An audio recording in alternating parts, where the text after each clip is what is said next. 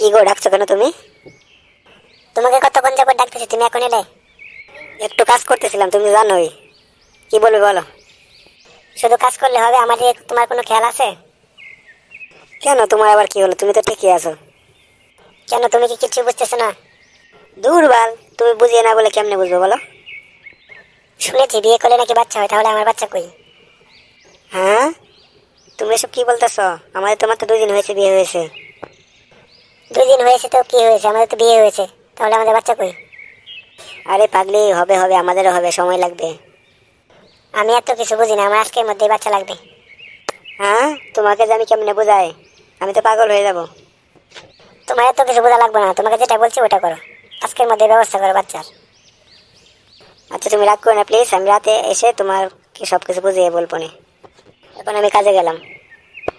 আচ্ছা যাও যাও, যা বলেছি তা মনে থাকে যেন।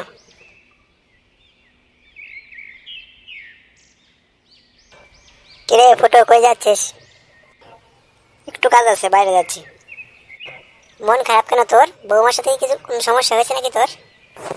হ্যাঁ মা, তোমার বৌমার সাথে একটু সমস্যা হয়েছে। কি সমস্যা বলে আমাকে বল, দেখি কোনো সমাধান করতে পারি কিনা। আরে আর বলো না, তোমাকে যে কেমনে বলি।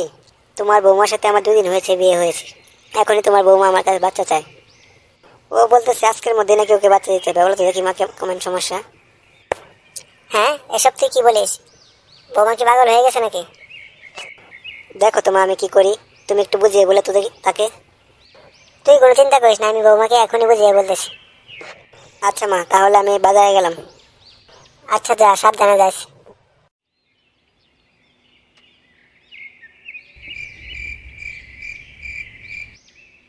কি হলো, এখনো ঘুমাওনি?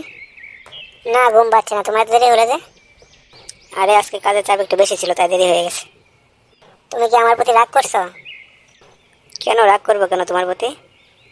ওই যে সকালের কথার জন্য। মা আমাকে সবকিছু বুঝিয়ে বলেছে, আমি আর কখনো পাগলামি করবো না।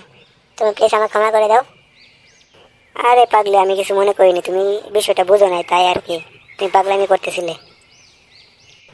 আচ্ছা যাও, পাশের ঘরে ভাত রাখা আছে, ভাত খেয়ে নাও।